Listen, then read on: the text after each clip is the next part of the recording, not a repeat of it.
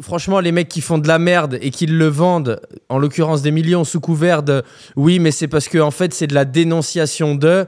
En fait, gros, nique ta race. Je me dis, putain, en fait, tout ce qu'on fait, tout ce qu'on entreprend, tout ce qu'on se projette à faire n'aura au final pas d'importance. Memento Mori, souviens-toi que tu vas mourir, tu vois. Quand tu passes de Carpe Diem à Memento Mori, il y a un truc qui est hyper apaisant. Mec, le storytelling, il est incroyable. Et les storytelling, c'est ça qui fait kiffer. Et je pense qu'avoir un podcast, c'est pour du storytelling. C'est pour que les gens se disent « Waouh ».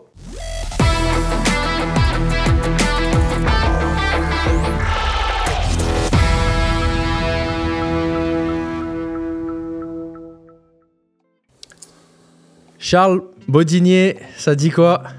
Yo, bah écoute, ça va. Ça te dit qu'on est à Dijon, sous la pluie, mais au coin du feu, donc on est pas mal. Monte le feu derrière toi, là. Comment c'est cosy. L'insert est tellement dégueulasse que tu verras rien du tout. Ça a flagué la mise au point sur ta tronche, mais en impeccable. Plus, voilà. T'inquiète pas, je suis un professionnel, j'ai une deuxième caméra, les gens ils verront que du feu.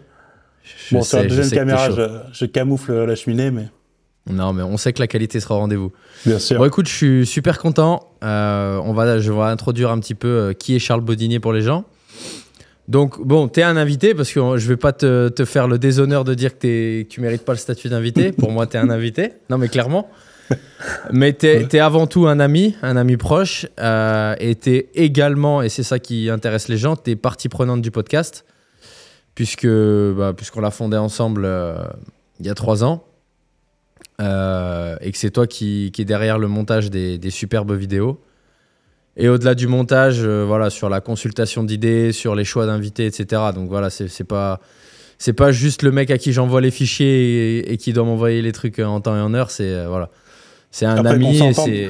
Les 3/4 des invités que t'as, je les connais pas à la base. Donc le choix des invités... J'essaye de te donner du crédit et toi, tu te tires une balle dans le pied. Qu'est-ce que je te dise? Non, mais écoute, c'est gentil. Écoute, ouais, là, depuis le début, toujours un plaisir. Toujours un plaisir. Bon, je suis pas de la vidéo, hein, moi je suis graphiste à la base. Mais bon, je fais les montages tant bien que mal. Non, plus bien que mal. Ah, écoute, après, on peut quand même mentionner Mehdi, parce que le pauvre, on l'a évincé, je sais pas s'il va regarder la vidéo. Bien sûr, on peut mentionner Mehdi, on peut mentionner Paul, qui nous a fait nous rencontrer. Qui était du métier aussi. On peut mentionner Polo, bien sûr, ouais. Et puis Martin. Bon, Martin, bien sûr. T'allais oublier Martin, hein? Non, j'avais de la vie. Ok, d'accord. Bon, donc on était une meute de 4 loups. Non, même 5. Et là, on est plus une meute de 2 loups, quoi. Ouais, la majorité a quitté le navire. Plus tes collègues à Dubaï qui font un très bon recording. Plus mes collègues à Dubaï, maintenant. Ouais. Je vais même plus me taper le tournage, donc ça, c'est du bonheur. Ouais, frère, je sais pas si on l'avait déjà dit, mais je sais pas si les gens ils savaient que à chaque fois c'était vous veniez 3 heures en avance avec tout le bordel, fallait décharger la voiture. Ah bah la c'est salle, ça. Hein. Elle était, mais c'était des bons souvenirs en vrai, tu vois. Bah oui, c'est clair. Après c'est le deal de faire un studio dans une salle de sport. Hein. C'est un pari qui est compliqué, mais bon, on s'amusait bien et puis voilà, quand tu fais ça entre potes, c'est pas pareil que faire ça pour un client que t'aimes pas, etc. Donc non, vraiment, c'est des bons souvenirs, c'est cool. Ouais, c'était grave cool, puis on en a fait quoi? On en a fait 15 ensemble, hein, de mémoire. Ouais, c'est ça. On en a fait 15 en 2 pseudo-saisons, parce que bon, au final, on était parti fort sur les concepts sur la première saison, et bon, on n'avait pas poussé aussi loin qu'on aurait voulu ou pu, je sais pas, sur la 2e saison. Voilà, et là, donc, 3e saison. Hier, je sais plus, j'ai tourné, c'était le 6e, je crois. Ouais. 6 Avec 7, qui, du coup, parce que tu m'en as même pas parlé, j'ai pas encore reçu les rushs, donc quand les gens verront la vidéo, peut-être que ce sera déjà sorti. Mais... Avec Yanis, un chef, un chef français qui a établi à Dubaï, qui a fait ses classes au Georges V, dans beaucoup de belles maisons. Son frère qui est sous-chef au Précathlon, donc tu vois, c'est un mec costaud. Et on en parlait souvent, souviens-toi, je te disais souvent que j'avais à cœur de recevoir un mec du monde de la cuisine, tu vois. Parce que c'est l'accomplissement et enfin, le travail à fournir est incroyable, je trouve. Et c'est ça. Il y a peu de jobs au final qui ont un storytelling comme ça où tu pars de tout en bas, où tu pars commis et où tu finis chef. C'est ça, vraiment stylé, tu vois. J'en profite ça me fait penser à une série qu'on vient de terminer avec Léa, qui s'appelle The Bear. Bon, elle est sortie depuis quelques années, mais qui montre justement la volonté d'un mec pour avoir son étoile et tout. Enfin, l'idée, c'est un chef étoilé qui reprend la sandwicherie de son frangin, et c'est une tuerie. Et en vrai, il y a plein de leçons à retirer de ce truc-là. Et mater cette série, The Bear, comme l'ours en anglais. Et c'est trop bien. Voilà. C'est quoi le rapport avec l'ours? C'est la petite reco. Bah, ça, vous le verrez dans la série. Okay. Mais... Et c'est sur quelle plateforme? C'est sur Disney+. Ok. Voilà, il y a 2 saisons, et c'est une tuerie, voilà, sur l'univers de la cuisine. Ok, stylé, grave stylé. Écoute, on va se pencher dessus.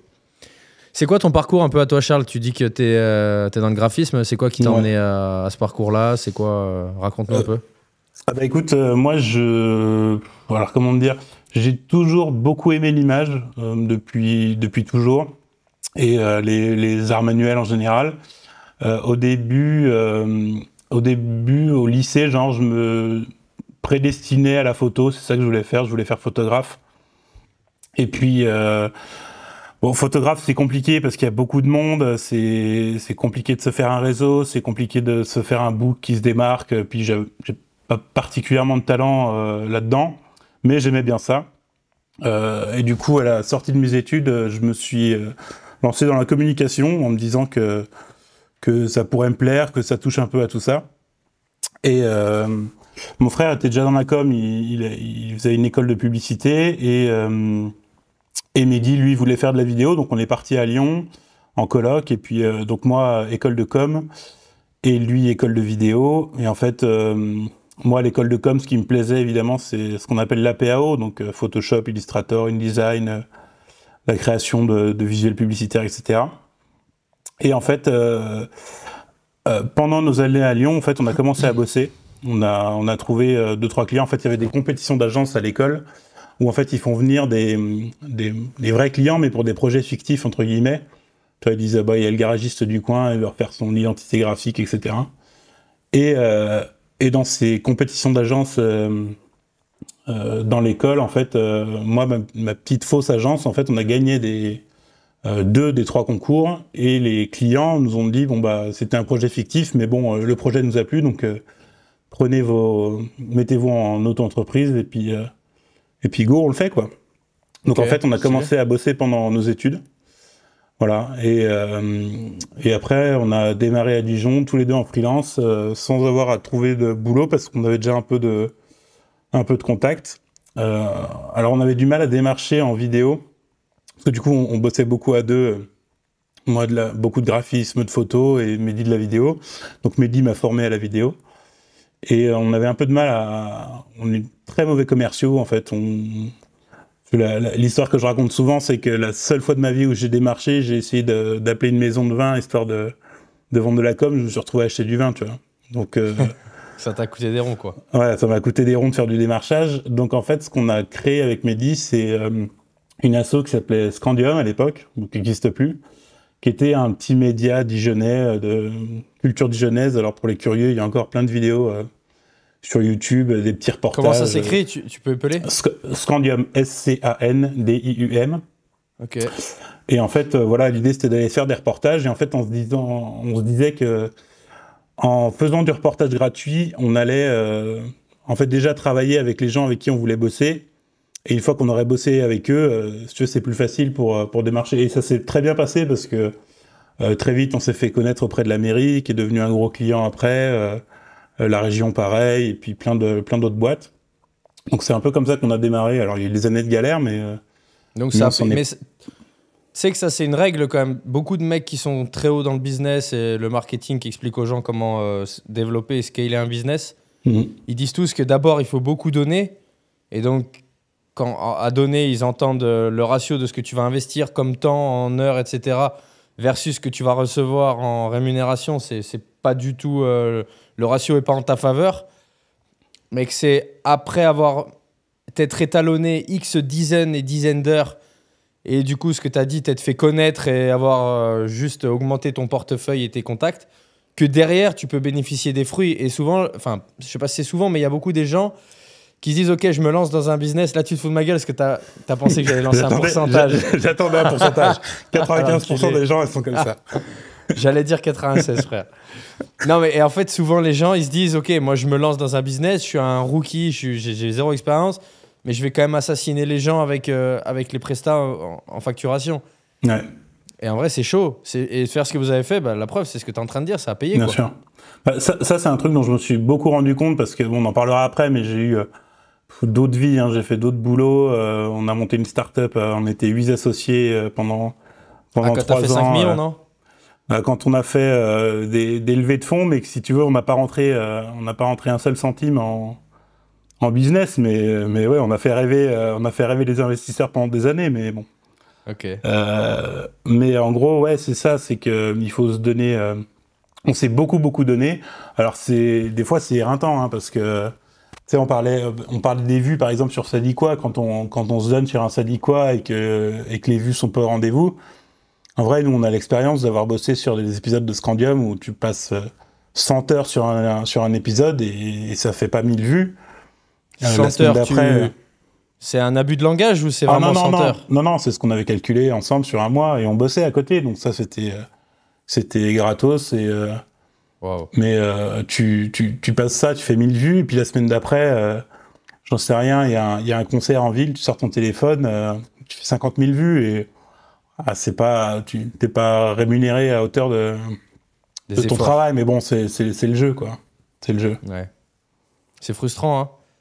Ouais, après, c'est frustrant la première fois, la deuxième fois, la troisième, tu te dis, bon, voilà, c'est classique, et puis faut continuer, puis il faut se battre pour ce que tu as envie de faire, parce que, si tu veux, ça serait, entre guillemets, facile aussi de faire venir même pour toi, là, de faire venir des influenceuses qui te raconteraient comment elles font 1 million par mois.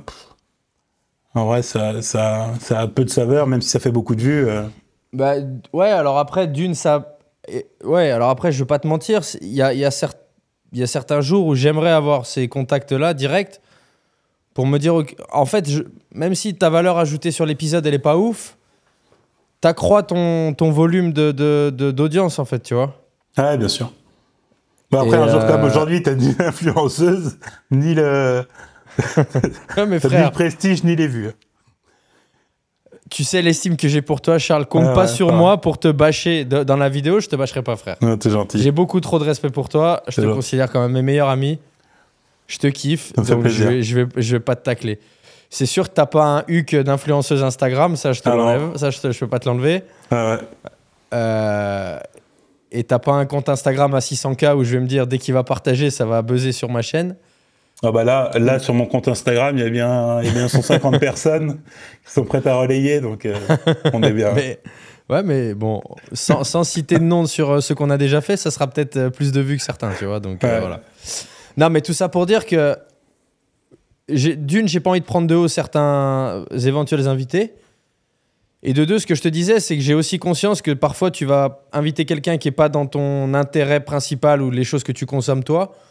Mais si derrière ça accroît ton audience drastiquement et que ça te permet du coup de choper d'autres invités qui t'intéressent vraiment et que ton pool d'auditeurs il est plus important, tu vois, c'est pas non plus. Ouais, bien sûr. Voilà, j'ai franchement mis de l'eau dans mon vin et voilà. Et après, potentiellement, je me veux une chaîne de... Tu vois, c'est ce qu'on s'était dit, c'est comme ça qu'on avait pitché Ça dit quoi au départ aussi. C'était vraiment de se dire, on sort du côté pur muscu, ou bon, alors là, il se trouve que sur la première partie de la 3e saison, on a un coach, un influenceur muscu, un coach de MMA et un combattant. Mais bon, c'est aussi les circonstances qui font qu'à Dubaï, c'est les gens que j'ai rencontrés et je suis super content d'avoir fait les épisodes. Bien sûr, puis c'est ton métier. Et puis tu vois, il y a un truc quand même que j'aime bien avec ces gars-là. Pas que le reste soit pas inintéressant, mais c'est qu'en fait, vous êtes quand même hyper pointu dans ce domaine-là. Et ça, c'est intéressant. C'est-à-dire que sur le sujet du sport en général, là, il y a une expertise qui est quand même folle. Après, le reste est hyper intéressant. Mais je pense qu'il faut garder. Puis de toute façon, les gens qui regardent ta chaîne, à mon avis, il y a quand même une appétence pour ce monde-là. Et le fait que ça soit aussi pointu sur ces sujets-là, à mon avis, c'est important et c'est un truc à garder. Parce que si on commence à faire du podcast un peu classique avec des gens de tous horizons, même s'il y a une ligne un peu directrice de success story, d'ambition, de travail, etc., je pense que le principe du sport, c'est un truc qui est important à garder sur le podcast, quoi. Je suis d'accord, et en plus, le principe du sport, il y a ce côté vraiment achievement, dépassement de soi, tu vois, de pas lâcher de discipline qui est au final quand même qu'on a à travers le sport, quand tu as fait du sport, que tu es compétiteur, etc. Et peu importe le projet que tu as envie de mener à bien, ça reste quand même, je l'avais dit dans un réel, je sais plus quand, là, sur Insta dans l'été, pour moi, quand tu as un background un peu sportif où tu as vraiment cette régularité un peu hardcore, bah, tu as cette discipline que tu vas retrouver dans tous les domaines que tu veux mener. Tu vois, le podcast, on pourrait au premier échec, un peu comme on a eu sur celui qu'on a publié hier, se dire vas-y, bah, les couilles, on arrête, tu vois. On a fait 1000 vues, à quoi bon, tu vois. Et en fait, non, au fond de moi, j'ai ce côté de me dire non, on va continuer de grinder, on va se dire que l'invité d'après, ça va faire plus de vues, retrouver un gros invité. Tu vois, il y a ce côté-là aussi de se dire, c'est comme tu fais une compète, tu fais une contre-perf, bon, bah, est-ce que tu vas arrêter le sport que tu pratiques? Non, tu vas pas l'arrêter, tu le continues. Et tous les mecs qu'on a eu là dans le podcast pour l'instant qui sont sportifs, globalement, il y a cette trame, tu vois, il y a cette lame de fond qui revient. Donc ouais, non, c'est cool. Et comme tu l'as dit, effectivement, il y a aussi, je pense, une appétence. Alors après, tu vois, ça me fait penser, par exemple, j'ai contacté Charles Pépin. Bon, tu vois, un philosophe. Ah, tu vois pas qui c'est? Un philosophe, écrivain. Bon. Pourtant, il est très médiatisé en ce moment, mais... moi, je regarde que toi sur YouTube, je regarde rien d'autre. Et tu joues sur Twitch et tu peins des Warhammer, mais après... Qu'est-ce que tu racontes? Alors Vincent, il a une image de moi, de vieux gars qui joue au Warhammer dans son garage. Frère, t'as une chaîne Twitch Nintendo 64, non? C'est pas ça qu'on avait dit? Tu joues à GoldenEye sur un Nintendo 64 sur Twitch. Il s'avère que j'ai une Nintendo 64, il s'avère que j'ai GoldenEye. J'ai pas le temps de jouer, mais... Pour encore une fois aller dans ton sens, quand je suis à Moscou, j'ai le nouveau Zelda là sur ma Switch, je joue 4 ou 5 heures par jour, comme un pourri, et je m'en veux, tu sais même pas comment. Regarde, je vais me coucher, j'ai joué 5 heures à Zelda, frère, je me sens sale. Tu vois ce que je veux dire? J'ai pas touché une console depuis des mois. Et gars, je rêve, ma vie ultime, ce serait de jouer 18 heures par jour et de rien foutre. Je suis un peu comme Sixteen, là, qu'on a eu dans le dernier podcast. Moi, tu sais, je suis un... Tu sais que d'ailleurs, il y a eu des commentaires un peu, elle s'est un peu fait bâcher sur le peu d'interaction qu'il y a eu sur la vidéo, où certains ont dit sur le short que j'ai posté sur YouTube suite à la vidéo, qu'en fait, c'est un abus de langage et que ce à quoi elle fait référence, c'est pas du tout de la flemmardise, c'est de la procrastination. Bien sûr. Que dans sa voilà. Ouais, mais bon, du coup, il y a les mecs qui l'ont taillé, elle dit n'importe quoi, elle se connaît pas le... Elle emploie les mauvais termes sur le concept qu'elle veut décrire, etc. Et bon, c'est vrai qu'en y repensant, c'est plus de la procrastination que de la flemmardise. Ce qu'elle. Moi, je suis vachement sur cette ligne aussi. Je suis très d'accord avec elle. Et sur la procrastination, moi, j'ai un truc. La procrastination, pour moi, c'est un move de génie parce qu'en fait, le fait de tout remettre au lendemain. Mais non, mais c'est vrai. Parce qu'en fait, le fait de tout remettre au lendemain, sans le savoir, dans ton cerveau, tu le mets en tâche de fond. Et tu fais en sorte que quand tu vas te mettre à ce truc-là, tu te sois bien mis là-dedans. C'est-à-dire qu'en fait, peut-être t'as les gens, on en discutait justement l'autre jour avec Mehdi, c'est-à-dire que t'as les gens qui sont primaires et les secondaires. C'est-à-dire que les primaires, c'est action-réaction. Il y a un truc à faire, bon, bah, on va le faire directement, on va se mettre dans le boulot, etc. Moi, je suis pas du tout comme ça. C'est-à-dire que tu vas me dire, là, tu m'en as parlé... pour une idée de business ou même pour un épisode de Ça dit quoi, c'est-à-dire que tu vas me dire... D'ailleurs, cette idée de business, tu m'as dit il y a un mois, ouais, je reviens vers toi, frérot, la semaine prochaine. Mais gars, frère, je bosse 25 heures par jour. Il s'est rien passé, gros. Bah, justement. Non, mais on n'en parle pas là. Mais c'est-à-dire, s'il y a un autre mec qui a eu une autre idée, la même idée, et qu'on a parlé à un de ses potes, et que son pote est un mec primaire, et du coup, pas un mec secondaire comme toi, mais ça se trouve, c'est enclenché. Ça se trouve, frère, c'est enclenché déjà. Non, il va se vautrer, et nous, on fera mieux. Ce que je veux te dire, c'est que bon, déjà, je bosse 25 heures par jour, donc tes idées récons, j'ai pas le temps de me pencher dessus. Okay. Et de deux, c'est qu'en fait, tu m'as dit ça, bon, c'était il y a 2 semaines, c'était pas il y a un mois. Et en vrai, c'est en tâche de fond, ce qui fait que tous les jours, j'y pense, et qu'en fait, tous les jours, le développement de ce truc-là, il s'affine. Et que le jour où, en fait, on va se plonger dedans pour de vrai, le truc sera clair et net dans ma tête. Et c'est pareil pour tout. Alors, dans mon métier, ça marche bien parce que c'est de la création la plupart du temps. Il faut trouver des concepts, des noms, des idées, etc. Et en fait, tu peux pas... on te demande un concept, une idée, tu peux pas te mettre sur ta feuille et dire, bon, alors, idée numéro 1, tu prends le brief et puis tu réfléchis sous la douche, tu vas faire un tour, tu marches, etc. Et puis ça pop d'un coup 3 jours après, 4 jours après. Et en vrai, c'est ça la flemmardise et la procrastination, c'est de laisser le temps à ton cerveau d'emmagasiner, de sortir la meilleure réponse possible. Et en fait, j'aurais pu passer 3 jours sur une feuille comme un connard à attendre de voir qu'il se passe quelque chose. Et en fait, j'ai fait 1 million d'autres trucs pendant ces 3 jours, et j'aurais quand même fait mon boulot en y pensant, en ayant une bonne idée, comme ça, sans la voir venir. Alors, je suis vraiment d'accord avec toi, mais là, je pense que tu fais référence à quelque chose qui est quand même bien particulier, à savoir la notion d'art, tu vois, parce que bon, le graphisme, ça reste un art, tu vois, de faire naître une idée. Non, parce qu'en vrai, je m'en suis rendu compte quand j'écrivais beaucoup de poésie là, au printemps, et là, je me suis moi-même mis la pression à me dire vas-y, réécris. Mais le fait est que quand je fais ce que tu dis, c'est-à-dire je m'assois, je prends un crayon, une feuille et que je me dis vas-y, écris, bah, j'écris rien en vrai. Ah oui, c'est normal. Parce que j'ai 0 idée. Les idées, c'est quand t'as un petit coup de mélancolie, c'est quand t'es tout seul. Je me souviens des fois même, j'allais me coucher, j'éteignais et tout. Et une demi-heure après, je me réveillais, je reprenais mon téléphone et j'écrivais des notes parce que j'avais un truc qui me venait. Et là, je pense que la démarche artistique, quelle qu'elle soit, à mon avis, si elle est forcée, elle fonctionne pas, quoi. Après, mais à l'inverse... Non, vas-y. Après, moi, je considère pas du tout que ça comme de l'art, mais plus comme de l'artisanat. Et enfin, dans mon métier, en tout cas, donc c'est... Non, mais mec, concevoir un logo, ça reste dessiner quelque chose. Si j'arrive avec une idée et que je te dis... Bah... Non, je suis pas d'accord. Ouais, bien sûr, mais si tu veux, l'art, c'est de la maïotique, c'est un accouchement, c'est ce que tu veux, mais c'est... Moi, j'accouche pas d'un logo. C'est la même chose. Ouais, non. Bah si, t'accouches d'un logo, frère. Non, mais frère... Non, mais non, gros, je suis pas d'accord, je suis désolé. Tu vas chercher des typos sur Google, tu trouves une idée, tu dessines une forme, c'est tout sauf de l'art. Ouais, vraiment, quand on sait l'impact... Quand tu te fais brutaliser par une œuvre d'art, je pense qu'aucun de mes logos n'a brutalisé qui que ce soit, si tu veux. Quand t'es face à une œuvre qui te défonce la tête, bon, bah, un logo, en vrai, il n'y a pas beaucoup de logos qui te défoncent la tête, hein. Non, mais je mets pas ton logo. Je mets pas ton logo au même niveau qu'un tableau de la Renaissance, qu'on s'entende. Putain, merci. mais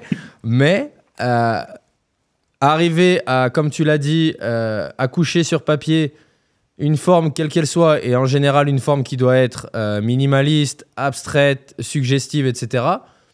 Quand tu as eu un brief avec des idées en vrac d'un mec qui sait ce qu'il veut sans savoir ce qu'il veut, non, je suis désolé. Enfin, quand tu sais que des logos, je sais pas, un logo Nike ou des choses comme ça sont tellement iconiques et changent la face du monde en vrai, non, sincèrement, ça reste du dessin, tu vois. Et pour le coup, j'ai souvent le débat avec Paul. Enfin, j'avais souvent le débat avec Paul quand j'étais encore à Dijon, parce qu'on était allé au Louvre ensemble. Alors Paul, pour ceux qui savent pas, c'est l'ami en commun qui nous a fait nous rencontrer une de ces mois. Voilà, qui est très branché fibre artistique, qui est très voilà, qui a beaucoup d'appétence pour la musique, la photo et tout. Et on était au Louvre ensemble et on était dans une pièce, je crois, c'était sur des énormes tapisseries, tu sais. Mm-hmm.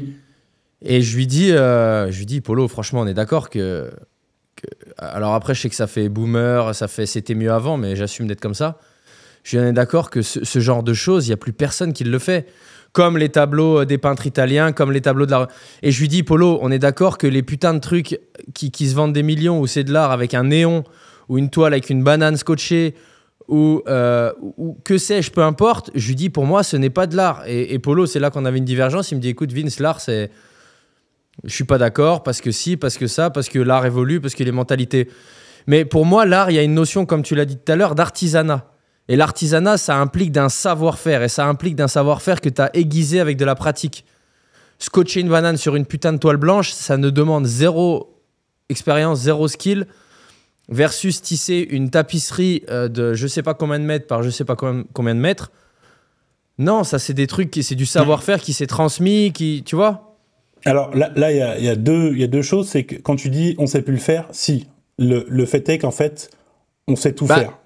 Aujourd'hui encore, en fait, le truc c'est que un mec qui sort la Vénus de Milo il y a des siècles et un mec qui fait de la sculpture sur marbre aujourd'hui, si tu veux, le mec d'aujourd'hui, il est noyé parce qu'il y a des centaines de gars qui savent le faire. Le premier qui l'a fait, cette sculpture sur marbre, il y a des statues qui sont folles avec des transparences, du voile, tu sais, les voiles de la mariée en marbre. Il y a des trucs, c'est fou. Mais en fait, il y a encore des gars qui savent le faire. Et sauf qu'aujourd'hui, ils sont noyés. Mais tu regardes dans toutes les écoles. Alors c'est les compagnons, etc. On en parlait dans un des podcasts. Dis-moi pas qu'une tapisserie ou qu'une peinture, elle serait pas d'abord élaborée sur ordinateur. En vrai, bien sûr que si. En vrai, je suis pas sûr. Je pense que t'as encore des mecs, on les connaît pas, c'est tout. Mais t'as encore des mecs qui font des dingueries. C'est juste que c'est pas médiatisé comme avant. Et après, le deuxième truc, c'est que l'art, le mec qui fait sur sa banane. Moi, je suis un peu comme Paul. Alors, effectivement, tu me mets face à un Caravage et face à une banane scotchée, c'est pas le même délire. Mais si tu veux, la banane scotchée, le mec, il l'a pas fait pour rien. C'est une idée, c'est un concept. Non. Ah non, alors commence pas à me dire. Non, mais tu peux pas juger l'artisanat là-dessus. Tu peux pas juger parce que franchement, les mecs qui font de la merde et qui le vendent, en l'occurrence des millions sous couvert de oui, mais c'est parce que en fait c'est de la dénonciation de. En fait, gros, nique ta race. T'as scotché une banane sur un bout de papier, me dis pas que c'est pour dénoncer, qu'aujourd'hui l'art est galvaudé, qu'aujourd'hui. Non, ce que t'as fait, c'est de la merde. Alors le vends pas en disant que c'est intentionnellement de la merde. Pour dénoncer qu'il n'y a plus de mecs qui font quoi que ce soit. Non, moi je suis désolé, j'achète pas ça. J'ai vu, j'allais dire la dernière fois, mais ça fait je pense 6 mois, je sais pas si tu te souviens, c'était une meuf qui était en espèce de position un peu levrette sur des espèces d'étriers, elle avait les mains par terre. Tu vois de quoi je parle? Oui, c'était une expo. C'est une performance. Non, mais Charles, mais moi ça me donne envie de me défenestrer des trucs comme ça, je te jure. Non, mais comment un musée ou une salle des fêtes ou que sais-je va se dire ah vas-y on va prendre Stéphanie là et puis on va la mettre là pendant 48 heures et il y a des mecs qui vont payer leur entrée pour la voir en levrette pour dénoncer quoi l'abus des femmes dans la société, mais à quoi ça sert gros? Je suis désolé, à quoi ça sert? Le fait est que moi ça me parle pas beaucoup non plus, mais en fait le problème qu'il y a là, c'est que on est deux personnes à être à peu près convaincus de la même chose, même si, bon, je suis sur l'art moderne, je pense que je suis un peu plus souple que toi, mais le fait est que, en fait, il faudrait que tu invites quelqu'un, par exemple, cette dame qui a fait la performance, ou la personne du musée qui l'a invité. Et là t'auras une réponse un peu plus construite et le pourquoi du comment. Dire que ça sert à rien, je pense que s'ils l'ont fait, est-ce que tu sers une cause si tu fais... Est-ce que tu sers une cause? À part être viral, est-ce que tu sers une cause? Est-ce que ces choses-là existeraient, je pense que c'est une vraie question de fond, si les réseaux sociaux n'existaient pas? Est-ce que ces choses-là ne sont pas pensées? Je pense que oui, je pense que ça existait déjà avant et je pense que tu avais déjà... Tu penses qu'en 1940, il y avait une meuf qui était en levrette dans une salle vide de musée en Port-Jartel? Et tu penses qu'il y avait des mecs en haute forme, en queue de pie, et des femmes en robe de soirée, bien habillées, qui prenaient pas des photos pour Instagram et qui parlaient correctement, qui venaient regarder cette meuf en guêpière sur des étriers en 1940? Pour que le lendemain, il y ait un article dans le journal qui dise cette vieille morue de machin, elle a fait ça pour dénoncer ça. Et puis du coup, elle aura eu dans le journal ce qu'elle voulait le lendemain. En vrai, je pense que oui, je pense que ça a toujours existé, les performances, et que... Bon, après, je suis pas sensible à ça non plus, mais...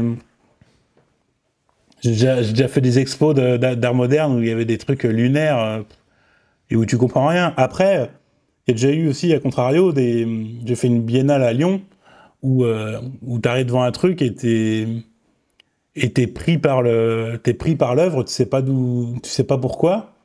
t'as ta meuf avec toi, elle dit ça me parle pas, et toi, tu sais pas pourquoi, cette œuvre-là, elle te déchire le cœur, elle te fait un truc, et...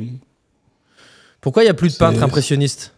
Mais il y en a des peintres impressionnistes, sauf que tu les connais pas, et qu'en fait, l'impressionniste a des maîtres, et qu'en fait, les peintres impressionnistes aujourd'hui, si tu veux, ils sont des milliers, des millions, et qu'ils ont rien inventé de nouveau, et que du coup, ce ne sont que des peintres impressionnistes de plus qui font leur art et qui parlent certainement à certaines personnes, mais en vrai, il y en a. Mais est-ce qu'il y a... Non, je suis désolé, ça existerait. S'il y avait un mec qui avait peint un équivalent, je sais pas, du radeau de la Méduse récemment, on le saurait. Mais non, il y en a plein. Il y en a plein. Non, maintenant, tout le monde est obsédé par performer avec un ordi, Charles. Je suis pas d'accord, en vrai. Les mecs sont obsédés par performer avec un ordi, par utiliser les outils qu'ils ont à disposition, ChatGPT, à créer franchement, je suis désolé. Parce que, regarde, je pense que ça n'existe plus, un mec qui va faire une œuvre comme ça, parce que t'as aucune garantie que le temps que tu vas passer, tu vas le monétiser derrière. Et aujourd'hui, j'ai l'impression que toute démarche créatrice, elle est réfléchie pour être éventuellement ou même à coup sûr monétisée. Combien de temps ça prend pour créer... Ça fait quelle taille un tableau comme le radeau de la Méduse? C'est immense. Et bon, il y en a des bien plus gros, mais combien de temps ça prend pour faire ça? C'est des œuvres d'une demi-vie, peut-être. Déjà, d'un tiers de vie. C'est des trucs qui sont faits... Ces œuvres-là, elles sont faites en atelier. En vrai, t'as l'artiste qui a fait l'esquisse. Après, t'as 25 personnes qui les peignent. En gros, t'en as un qui fait les drapés, un qui fait le ciel, un qui fait les nuages. Parce que la plupart des grands maîtres, c'est ça, hein, les grands maîtres, ils avaient des mécènes et ils font l'esquisse de base et après, ils disent au gars, bah, là, tu me fais ça, là, tu me fais ci. Donc déjà, je pense qu'aujourd'hui, c'est compliqué d'avoir un atelier avec un budget où tu peux faire vivre 25 personnes pendant 3 ans pour sortir une œuvre d'art. Ça, c'est sûr que c'est un délire et qu'on a plus trop ça, mais je pense que des talentueux, il y en a encore beaucoup, et que la grande différence avec avant, c'est que aujourd'hui, ils sont noyés. Ils sont noyés parce qu'on est 8 milliards, 9 milliards, je sais pas combien on est, mais que des talentueux, il y en a plein. Ouais, je sais pas. Tu sais que franchement, et j'y pensais ce matin, hein, j'étais sur Insta et je sais pas, je scrollais et j'ai dû avoir, sans te mentir, 5 ou 6 trucs qui ne m'intéressaient pas, tu vois, où ça n'a même pas retenu mon attention une demi-seconde sur un truc, tu vois. Et je m'en suis voulu, mais terriblement. Je me suis dit, mais quelle grosse merde je suis de scroller en attendant... Non, mais parce que j'ai conscience, en fait, que tu vois, c'est carnivore, c'est cannibale, tu vois, ces réseaux sociaux. Et en fait, je me dis, mais quelle époque on vit? Alors, je sais, c'est encore boomer, c'est encore réac. Et je repensais à Paul, justement, parce que je me suis dit, mais parce que c'est au final un des seuls amis proches que je connais qui ne s'en sert pas, qui n'en a rien à péter. Et je me suis dit, mais bien heureux les mecs comme Polo qui ne regardent rien, en fait, tu vois. Et je m'en rends compte parce qu'à chaque fois que je lui parlais d'un truc, bon, c'est un peu ce qu'on a, avant qu'on prenne le micro, je t'ai dit, t'as vu ci? Tu m'as dit non, gars, j'ai pas vu, tu vois. Et en fait, je me dis, mais les mecs comme Paul ou même comme toi, même si c'est peut-être un peu moins, je me dis, mais quelle tranquillité d'esprit de pas être constamment pollué, parce que, alors certes, il y a des choses où ça va te donner des idées, ça va faire naître des idées, ça va te donner envie de créer des choses. Ça va aussi donner pour les gens qui sont flemmards un peu cette envie de faire du sport à force de voir des gens qui se dépassent, qui s'améliorent, etc., etc. Mais à l'inverse, en fait, c'est comme si tu essayais constamment de te confronter à quelque chose où tu vas soit être en accord, soit être en désaccord, soit être envieux, soit être révolté. Ce qui est quand même souvent mon cas, et c'est un peu là où je me dis que j'ai encore à peu près toute ma tête, c'est qu'il y a quand même beaucoup de choses que je vois sur les réseaux qui me révoltent, qui m'insupportent, qui me révoltent, qui m'agacent. Mais en fait, je me dis, pourquoi on s'inflige ça? Tu vois, je me faisais la réflexion avec moi en particulier parce que j'ai un boulot qui ne nécessite plus que je me vende. À l'heure actuelle, tu vois, je bosse pour un mec, j'ai un salaire fixe. Donc, je fais pas comme beaucoup de mecs qui sont dans le milieu du coaching à partager mes avant-après. Bon, ça, je l'ai jamais fait, mais tu vois, à montrer à d'éventuels prospects, regardez les résultats que j'ai eu avec tel mec, avec telle nana, elle a perdu 8 kilos, il a machin, il a truc. ça, j'ai même pas besoin de le faire, tu vois, parce que je ne vends rien. Et bon, c'est ce que me disent souvent les mecs, c'est moi, je capitalise pas sur mon audience. Selon pas mal de personnes, je devrais, parce que j'ai quand même un pool d'abonnés assez important. Et je me dis, en fait, du coup, j'ai une présence exacerbée sur les réseaux. Mais à quoi bon? Parce que je n'en fais rien. Parce que ça ne me génère aucun revenu. Bon, là, il y a le podcast à promouvoir. Donc, j'ai envie de te dire que c'est un peu le revers de la médaille. Enfin, le revers positif. Et des fois, je me dis, putain, mais de ne pas avoir de réseau, et je t'assure que vraiment, je le pense, je rêve d'un jour où Insta va cracher. Genre, peut-être pas à vie, parce que ça va me faire un peu chier au bout d'un moment. Mais je rêve qu'Insta crache pendant une semaine, quoi. J'en rêve. Toi, tu t'en fous, je pense, parce que toi, tu y vas jamais.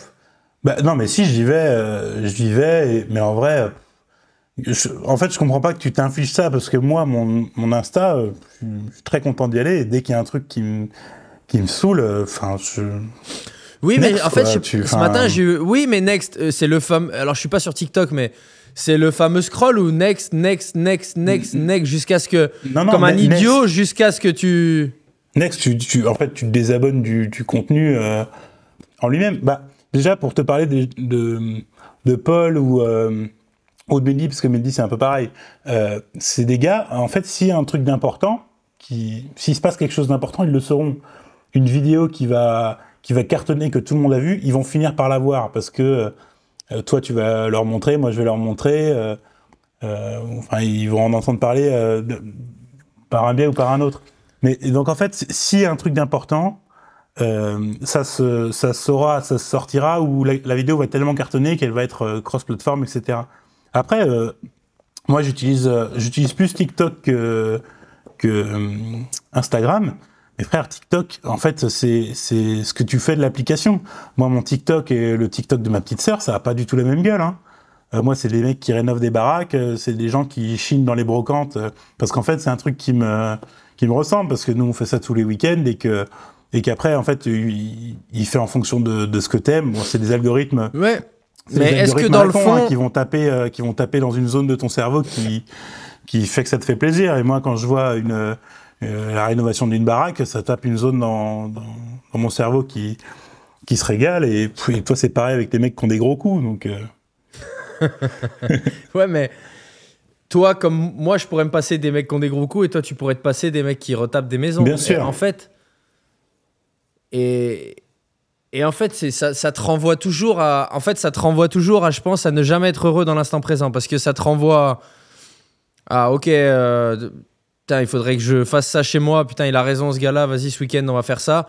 En fait, ça te projette tout le temps dans un futur où du coup, tu te crées des projets que avant de voir la vidéo qui n'existaient pas dans ton cerveau, comme tu dis. C'est-à-dire que ça te projette tout le temps une perspective que tu pourrais avoir.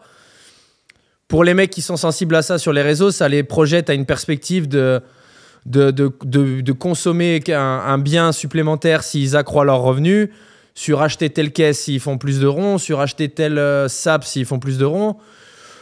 Et en fait, entre nous, est-ce que tu as déjà craqué sur une caisse? Est-ce que tu as déjà mais tu pris un truc? Non, mais est-ce que tu as déjà pris NordVPN parce que tu as 150 000 youtubeurs qui t'ont dit de prendre NordVPN? En vrai, non. Si tu veux, c'est le gars qui a besoin d'un VPN, il va prendre le code du youtubeur. Je suis pas sûr qu'il y ait un... Ah, je suis pas d'accord. Je suis pas sûr que ça crée un manque... Tu sais, moi, je vais te dire un truc, c'est que toutes les pubs que j'ai, vraiment toutes les pubs que j'ai sur YouTube, Instagram, tout ça, c'est pour Adobe, donc c'est Photoshop, Artlist, donc c'est pour avoir de la musique libre de droit pour les vidéos et tout ça. Gars, j'ai des abonnements premium dans tous les trucs pour lesquels j'ai des pubs. Donc, si tu veux, ça ne marche pas. C'est-à-dire que c'était pour mon métier. Ils me remettent des pubs comme si j'étais genre intéressé par ce sujet. Ah oui, évidemment, c'est mon métier, donc j'ai déjà tous vos abonnements à la con. En vrai, ça marche pas. Et le jour où tu as une pub pour un iPhone, tu vas pas acheter un iPhone parce que tu as vu une pub. En vrai, ça me... Non, mais il y a quand même... J'ai jamais aucune frustration de voir une vidéo ou un truc. Hein.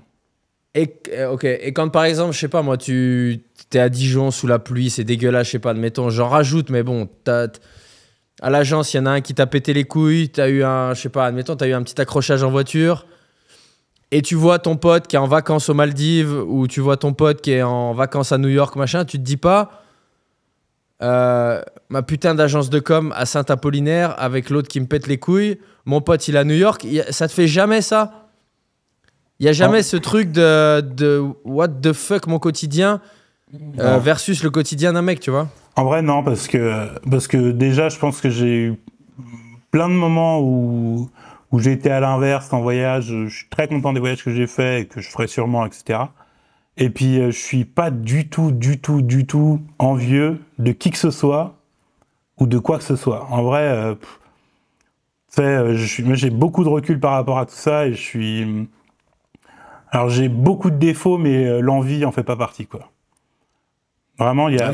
Je sais, ouais. Parce que, en vrai, je suis hyper heureux dans ma vie. Alors, bien sûr, t'as toujours un peu t'attends toujours un peu le coup d'après de savoir ce que tu veux faire, de ce que tu vas développer, etc. Mais en vrai, je suis hyper heureux de ma vie et je garde toujours en mémoire que, frère, dans 50 ans, je suis plus là. Et rien n'a d'importance, entre guillemets, quoi, sur ma petite vie, les Maldives. Tu sais que j'y pense souvent à ça. Je sais pas pourquoi, j'y pense souvent en ce moment de me dire, dans 50 ans, ou 60, j'en sais rien, ça serait mieux 60. Toi dans 60, moi dans 40, mais... Je me dis, putain, en fait, tout ce qu'on fait, tout ce qu'on entreprend, tout ce qu'on se projette à faire n'aura au final pas d'importance. Mais c'est terriblement terre à terre, en fait, de le dire. Et peut-être que les gens là qui nous regardent, ils se disent, mais les mecs, ils sont en train de balancer des vérités, tu vois. Bien sûr. Mais tu sais, il y a plein de gens qui disent Carpe diem. Ouais. En vrai, moi, je suis plus Memento Mori. Souviens-toi que tu vas mourir, tu vois. Ouais. Et en fait, quand tu passes de Carpe diem à Memento Mori, il y a un truc qui est hyper apaisant, en fait, dans le fait de te dire que sois tranquille, c'est pas grave. T'as passé une mauvaise journée, t'as cartonné en bagnole, c'est pas grave, ça arrive. Les merdes arrivent, demain sera un jour meilleur, et dans 50 ans, tu seras plus là, t'auras oublié. Fais en sorte que ta vie soit belle, fais en sorte que tes amitiés soient réussies, que tes amours soient réussis. En vrai, le reste, de pas vivre dans l'aigreur aussi, que tu vois, de jamais garder une aigreur envers quelqu'un, ça, je pense que c'est un truc qui flingue un peu. C'est un truc qui flingue un peu les vies de beaucoup, de garder beaucoup d'aigreur vis-à-vis de choses ou de personnes. Et en vrai, la vie est déjà tellement difficile que si déjà tu réussis tes amours, tes amitiés, ta famille, c'est déjà tout gagné, quoi.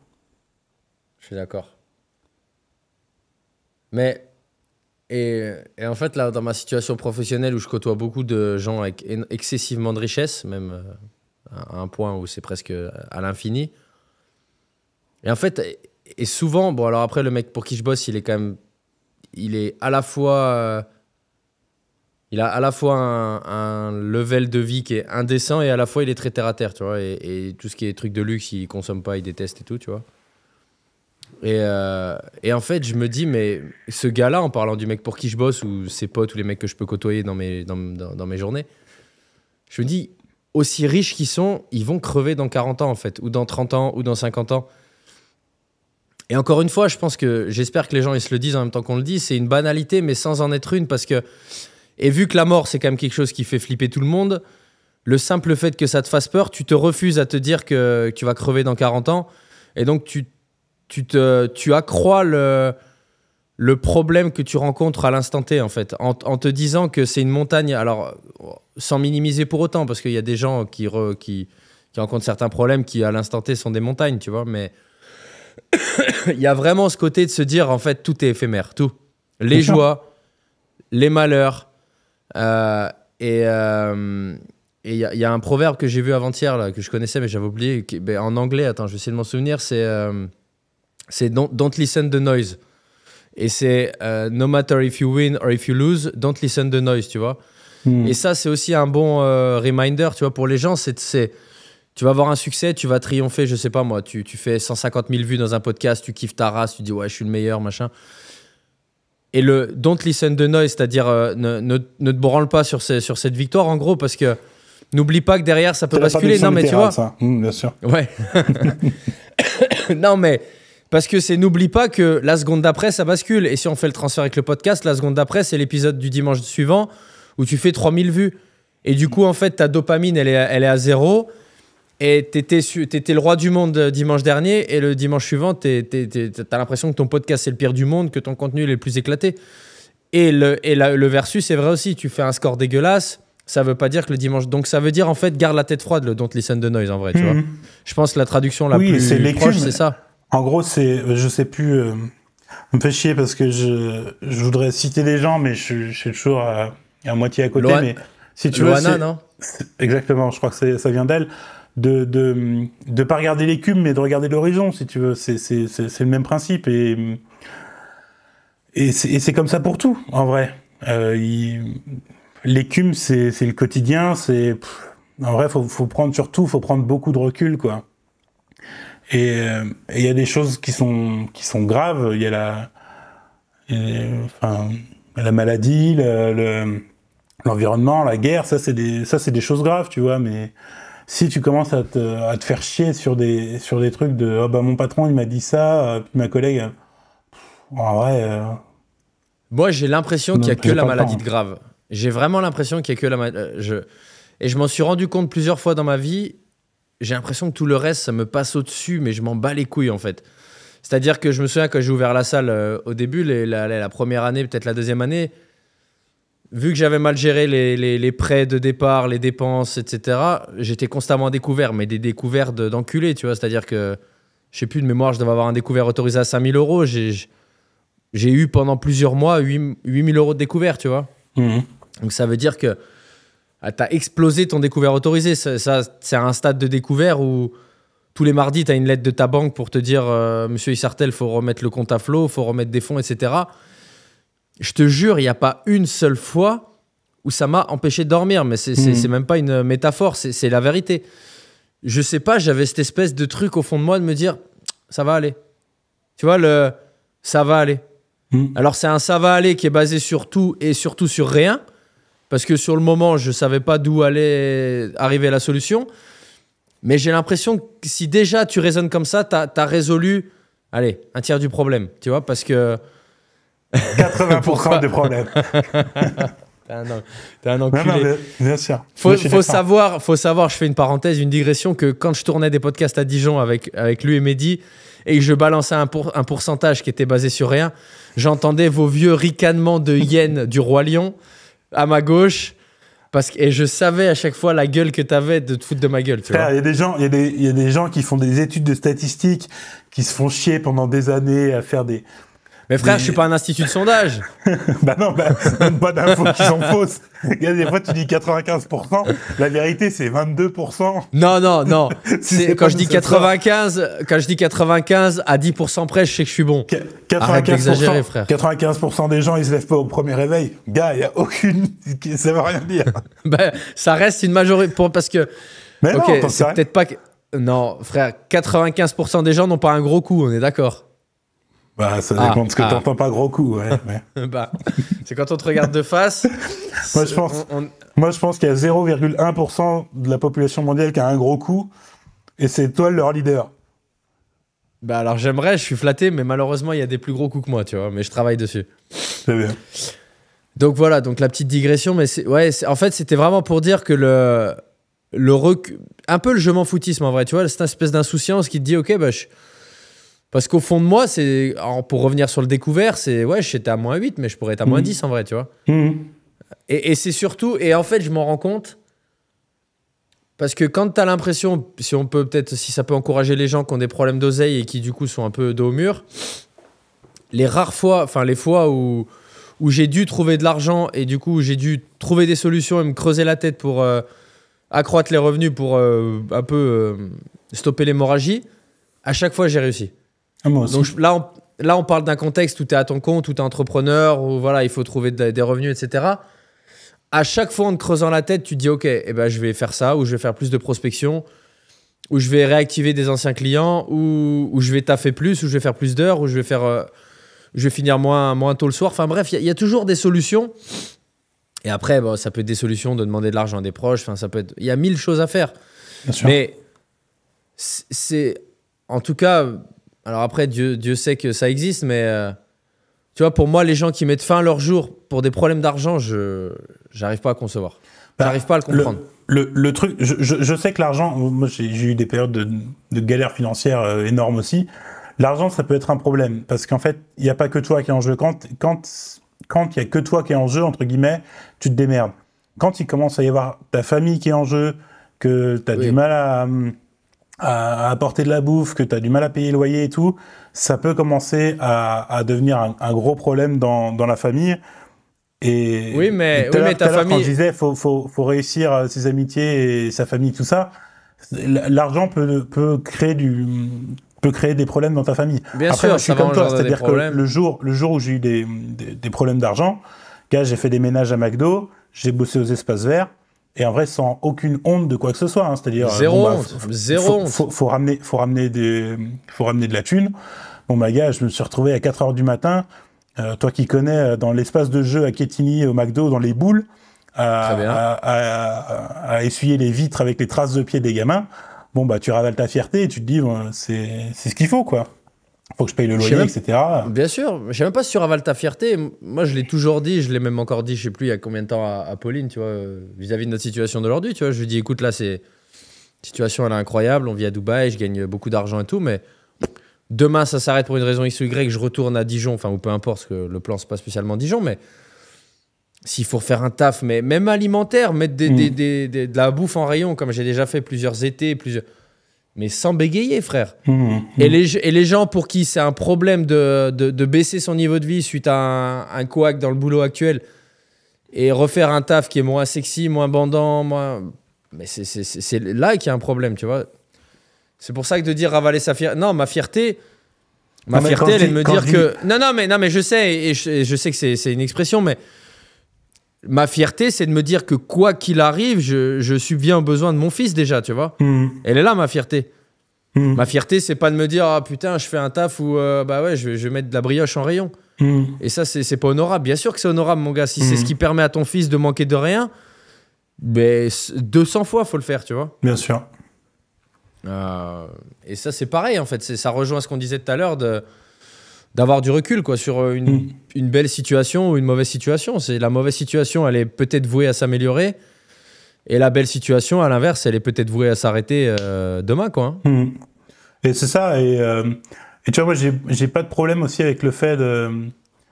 Parce que t'en parles souvent en podcast, tu sais, du mec qui pioche et qui a 2 doigts du trésor, là.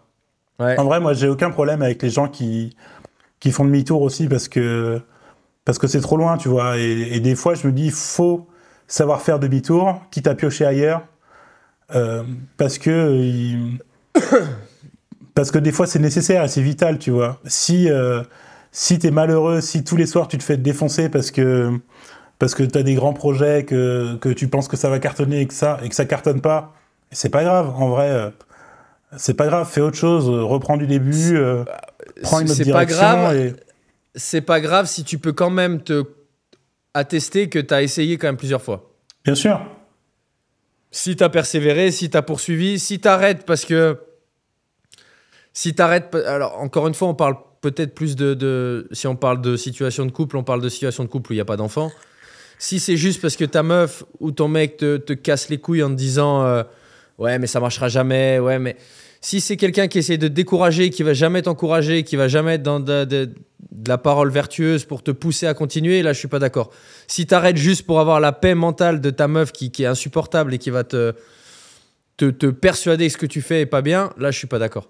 Par contre, si c'est toi qui as essuyé 5, 10, 15 échecs, j'en sais rien, qui a investi de l'argent sans jamais de retour, mais encore une fois, après, ça dépend de quoi on parle. Est-ce qu'on parle d'un projet plaisir où du coup, tu peux te permettre d'avoir une marge de temps, d'argent investi? Encore une fois, je peux faire le parallèle avec le podcast. Tu vois, le podcast, il me coûte de l'oseille. Bon, tu le sais parce que tu fais partie des prestataires à payer. Il y a d'autres prestataires à payer qui font que le podcast, il me rapporte 0, il me coûte des sous, tu vois. Mais c'est parce que je crois en un truc un peu plus gros qui dans un futur moyen ou long terme, voilà, j'espère avoir une grosse audience, de cette audience surtout avoir de l'influence via les gens que je vais proposer, etc.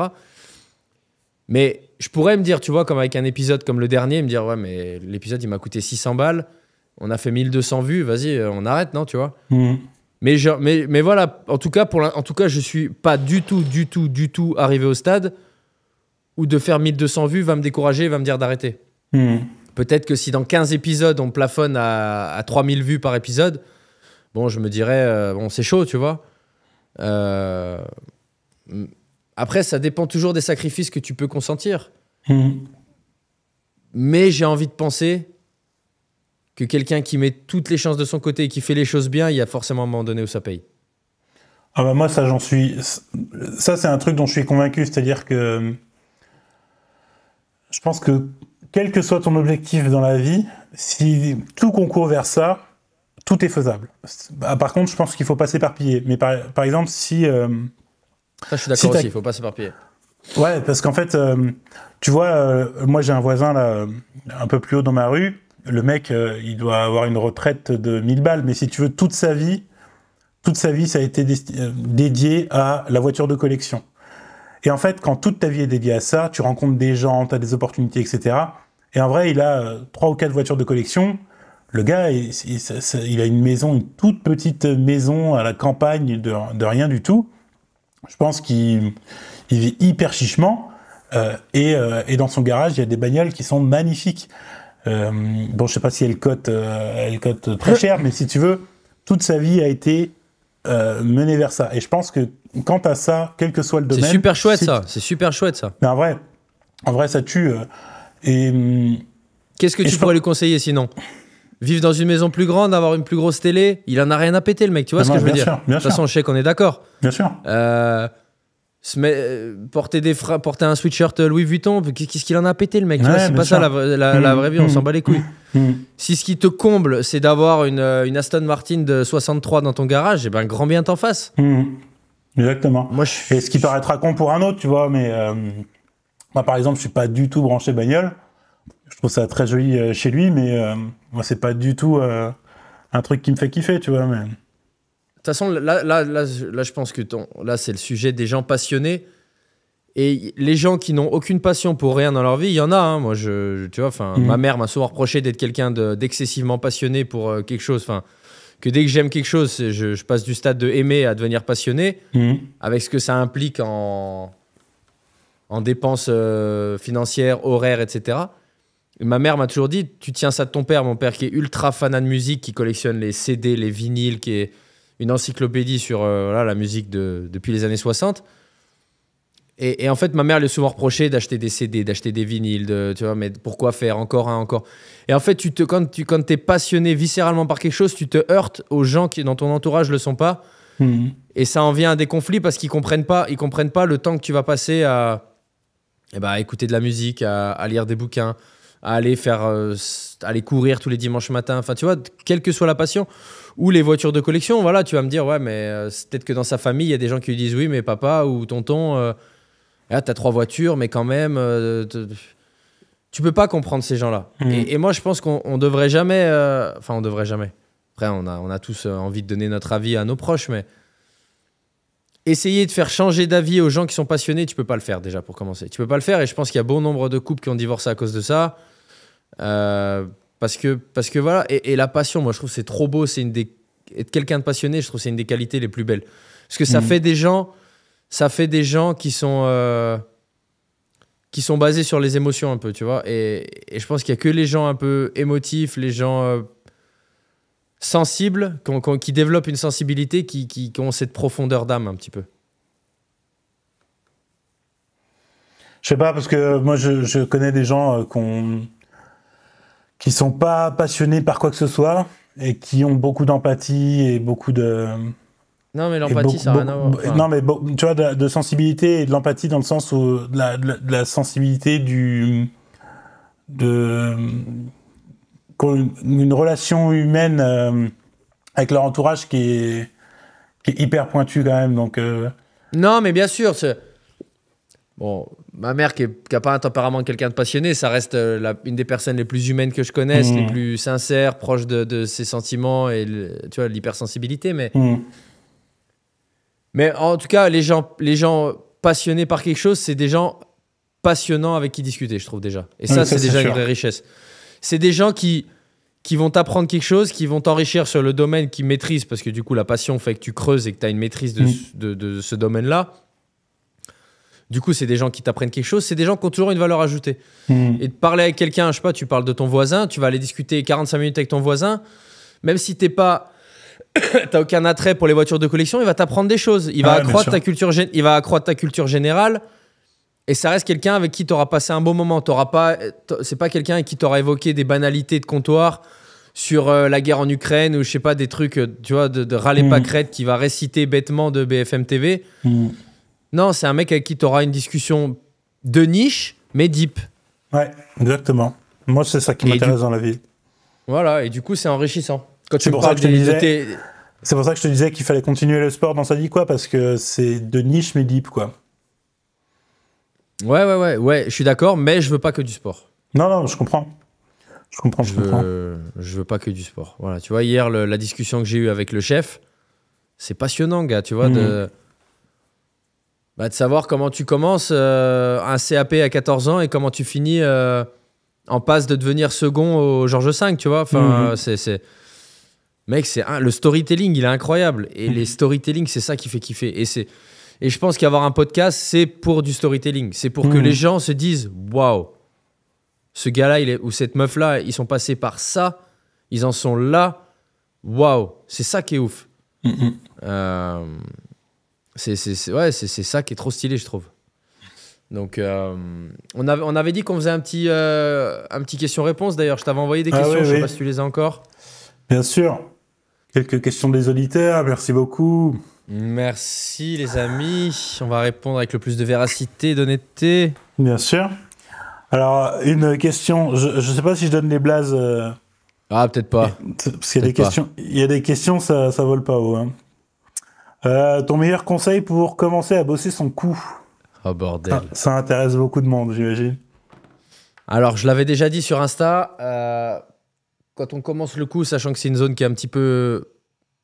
Alors qu'on pense fragile, qui en réalité ne l'est pas, on s'en rend compte quand on développe de la force et qu'on pratique des sports de combat ou le rugby, c'est de faire de l'isométrie, les gars. Donc de l'isométrie versus le mouvement. L'isométrie, c'est quand la longueur de votre muscle ne va pas bouger, donc c'est quand vous maintenez la longueur. C'est-à-dire, si par exemple je vous le mime, c'est je pousse contre ma tête, Charlie doit se dire que what the fuck. Gars, frère. Donc c'est, vous voyez, si je ne fais pas d'isométrie, je vais faire des flexions. Donc là, 1, 2, 3, ça, c'est pas de l'isométrie. De l'isométrie, c'est de pousser et de résister contre la poussée. C'est-à-dire que je ne produis pas de mouvement, je ne bouge pas. Charles, essaye devant l'écran si tu veux. Non. Donc ensuite, je fais mon côté gauche. Donc tu exerces une pression sur ta tête. Non, mais j'écoute. Voilà, et tu sens que ça stimule un petit peu les muscles du cou. Une fois que ça, c'est bon, vous pouvez commencer à faire un petit pont sur la tête, toujours en isométrie, ce que vous me voyez faire souvent. D'abord postérieur, ensuite antérieur, qui est un petit peu plus délicat, et puis ensuite vous rajoutez du poids, donc soit vous faites des développés couchés sur la nuque, soit vous achetez un harnais de tête et vous faites des flexions-extensions, etc. etc. Alors, donc d'abord l'isométrie. Où est-ce qu'on peut se procurer un harnais de tête Sur Internet. Ensuite, quel est le modèle de ta montre? Elle envoie du feu visuellement. Alors, je sais pas de laquelle vous parlez, parce que j'ai switché pas mal, les gars, dans les podcasts, mais celle que je porte tout le temps, que vous voyez sur Insta, c'est une Garmin. C'est une Fenix 7. Voilà. Et les bracelets sont interchangeables, donc là, il est jaune, des fois, il est orange. Fenix 7, super montre pour la course à pied, pour traquer un petit peu vos datas, pour les mecs qui sont un peu à cheval. À quand une conférence? Une conférence, c'est-à-dire genre un TEDx? Bah, j'imagine, ça dit quoi où tu parles tout seul et... Tu sais qu'il y a des... Il y a un podcasteur, Chris Williamson, qui est un des... Je te l'avais envoyé quand on cherchait je voulais un petit peu de l'inspiration. Chris Williamson, j'ai vu qu'il vient justement à Dubaï pour faire un stand-up, conférence, talk. Et il y a beaucoup de mecs qui font ça maintenant, j'ai remarqué, tu vois. Bon, ça te parle, Tony Robbins? Non. C'est un des plus gros conférenciers, on va dire, développement personnel. Enfin, c'est le plus gros mec, un peu gourou développement personnel aux États-Unis. Et le mec, il fait des conférences dans des... Tu sais, les espèces de grosses salles énormes qu'on voit aux États-Unis, dans des hôtels, où tu as des salles où c'est... Je sais pas combien il y a de places assises, mais c'est incroyable. Et le mec, il fait des trucs comme ça, où il y a de l'interaction, tu vois, où il va solliciter les interactions du public via, je sais pas moi, du chant, des mouvements, de la parole, des questions, des trucs, etc. Et ça cartonne de ouf, tu vois.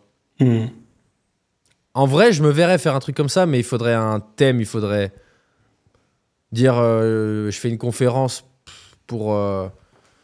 Non, en vrai, je pense que j'en serais capable, je le dis humblement, j'en serais capable, c'est juste qu'il faudrait que je bosse sur un plan, un PowerPoint, donc sur une structure de conférence pour que ça soit... pour qu'il y ait une valeur ajoutée, et ça me casse les couilles. De juste aller sur scène pour... De quoi? Ça te casse les couilles de bosser là-dessus? En vrai, ouais. En vrai, ouais, ça me... Ouais. Peut-être parce que j'ai pas... Vas-y. Après, c'est un peu ce que tu fais avec le podcast aussi. C'est une tribune. Bon, la différence avec le podcast, et ce que je trouve qui est assez difficile avec le podcast, et tu vois, le format qu'on a en ce moment, c'est le fait de... Comme c'est pas préparé, si tu veux, c'est toujours très compliqué. Et puis moi, comme je suis pas un primaire, c'est toujours compliqué de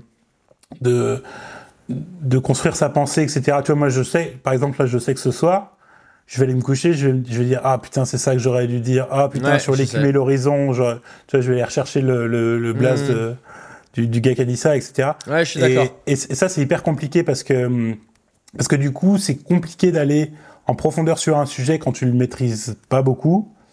Même sur l'art, tu vois, là, on a à peine effleuré un millième de ce qu'on pourrait se dire, hein, pas de ce qu'est l'art. Mais et c'est pour ça que c'est quand même intéressant d'avoir de faire venir des mecs qui sont pointus, parce que la pensée est déjà construite, tu vois. Mais bon. Clairement, tous les concepts qu'on a balayés ce soir, là, un peu de développement personnel, un peu d'art, un peu de trucs, c'est tout du ni fait ni à faire. Bien sûr. Ouais, je suis d'accord avec toi. Et ça va énormément me frustrer quand je vais revoir l'épisode, à mon avis, de me dire, on prétend qu'on raconte des choses, mais en fait, on n'a rien raconté. Enfin, on n'a pas étayé nos idées, quoi. Mais non, il va y avoir 2-3 mots-clés qui vont persister, mais en vrai, on n'a tout et rien dit. Mais c'est pour ça que c'est bien de faire venir des gars pointus. Et moi, je sais que, par exemple, les gens avec qui je traîne, il y en a plein. Je pense à 2 en particulier qui sont très politisés, dont un qui bosse en politique. Et quand tu parles politique avec eux, bon, il y en a un, il a arrêté sa thèse, mais il était il bossait sur l'histoire du droit sous la Troisième République. Bon, gars, quand tu parles de politique française avec ce gars-là, tu te tais et t'écoutes, quoi. Ouais, c'est copieux, quoi. Et ce qui est assez génial, c'est que donc lui, il est très marqué à droite, et j'ai un pote, pareil, qui est très marqué à gauche. Et pareil, il a une connaissance tellement fine de ce qu'est la gauche en France, que tu tais et t'écoutes, quoi. Et c'est assez passionnant quand les mecs sont pointus, quoi. Il est pas très marqué Mélenchon, rassure-moi, quand même. Non, je pense qu'il est très marqué Poutou, plus que Mélenchon, donc bien plus à gauche que Mélenchon. Oh. Mais moi j'ai des potes de tous bords. Hein. Mais c'est ça qui fait la richesse aussi. On est d'accord. Puis ça, c'est Raymond Aron, ça pour le coup j'ai la rêve, c'est Raymond Aron qui disait être de droite ou être de gauche, c'est être hémiplégique. Hein. Donc c'est pas mal. Je suis assez d'accord avec ça, moi. C'est pas mal.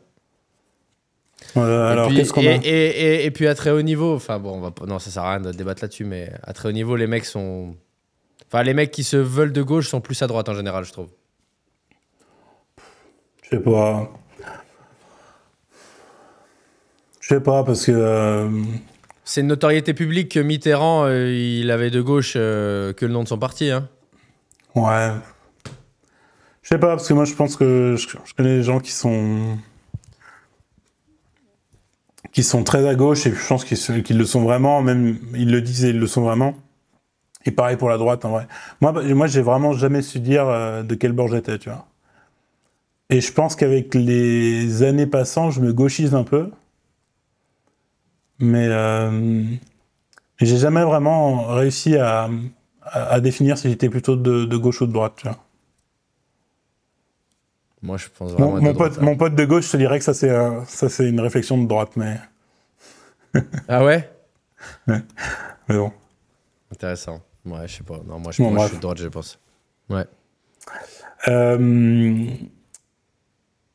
À quand tu viens chez moi dans mon garage faire une session, ça serait un honneur. Wow. Kaizen Training. C'est pas une meuf qui a demandé ça. Kaizen Training, je sais pas qui c'est. Ok, non. Ah, écoute, à moins que tu habites à Dubaï, Kaizen Training, je t'avoue que ça va être short. Hein. Je peux pas te promettre ça tout de suite. Hein. Ouais, serais-tu prêt à créer un mentorat avec suivi sur plusieurs mois? Alors oui. Tu te souviens, on en avait parlé, Charles? Quand j'étais à Moscou? Ouais, tout à fait. On avait fait une espèce d'ébauche de brouillon. C'était le brouillon d'une ébauche même. Ouais. Ça, je sais que j'ai de la demande. Je sais que je sais, les gars, qu'il y a pas mal de gens qui attendent ça. Mais j'ai envie de le lancer à un moment donné où je pourrais vraiment assurer le SAV sur...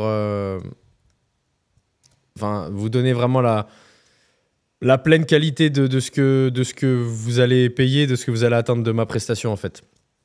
Ce que je fais là en décembre, les 27-28 décembre à Dijon, le Mastermind, c'est la version ultra condensée de ce que vous attendriez, je pense, d'un mentorat, quoi. C'est-à-dire d'aller chercher vraiment sur 48 heures mes idées sur l'entraînement, sur la vie, sur tout ça. Et d'aller chercher un coup de boost, en fait. Parce que les mentorats, en général, on suit ça pour step up, pour level up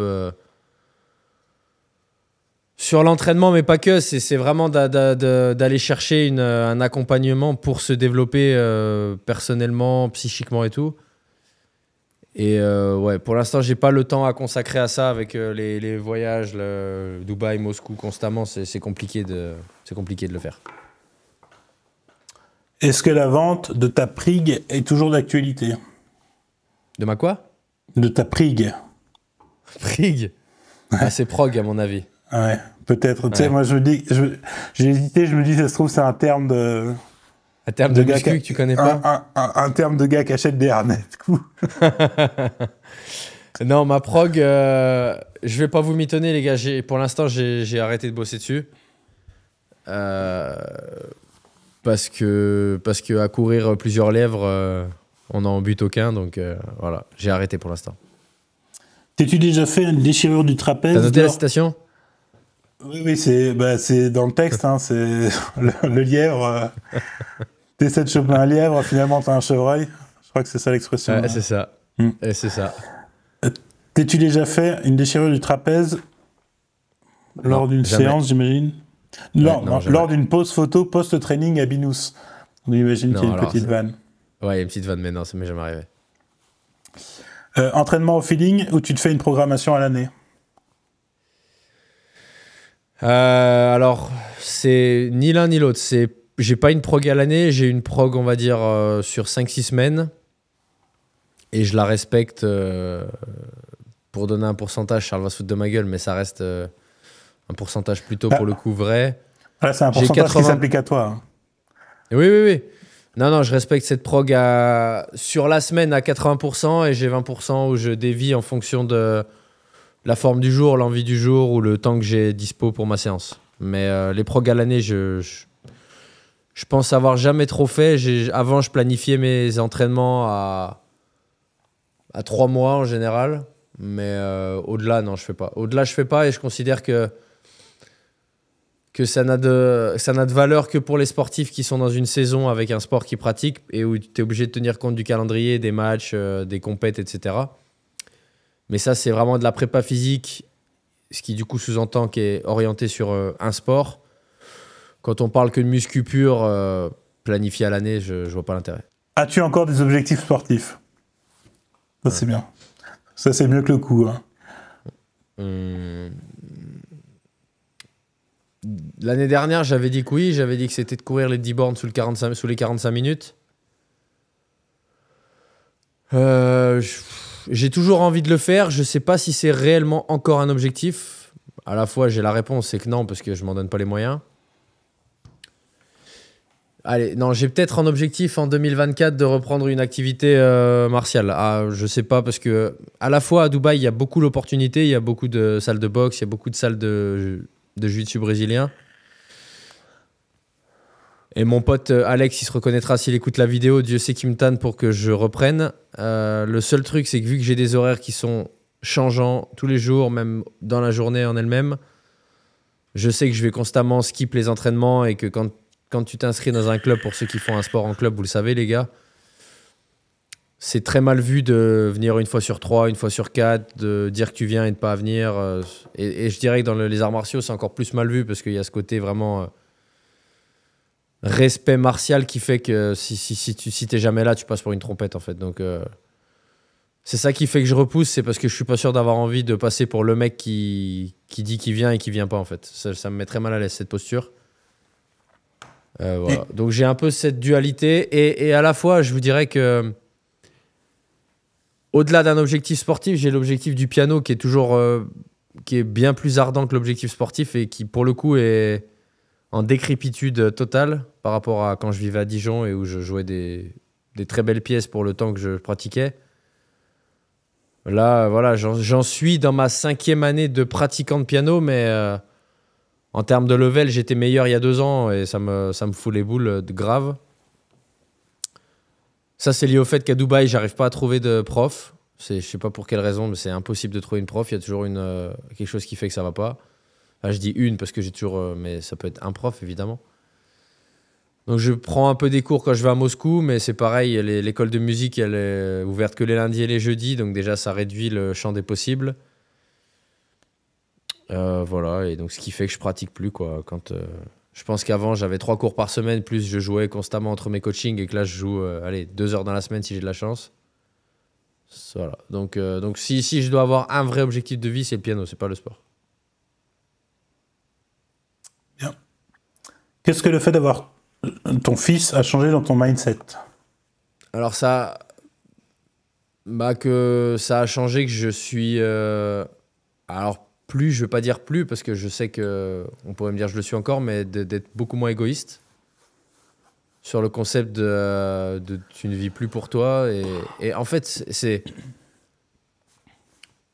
de te dire que ce petit être qui est devant toi, il dépend intégralement de toi. Il dépend intégralement, c'est-à-dire que son éducation dépend de toi, c'est-à-dire que est-ce qu'il va se nourrir ou est-ce qu'il va pas se nourrir, ça dépend de toi. S'il pleure, il compte sur toi. S'il va pas bien, il compte sur toi. Il compte sur toi pour avoir le smile, il compte sur ton regard, il compte sur tes gestes, il compte sur... Et en fait, c'est... Alors moi, j'ai toujours eu ce côté... aller chercher le meilleur pour moi. Et donc, ça n'a pas changé ça parce que je sais que ce que je lui dois, c'est le meilleur. Et ça, vu que je me considère comme devoir donner le meilleur, ça n'a pas changé ce mindset-là.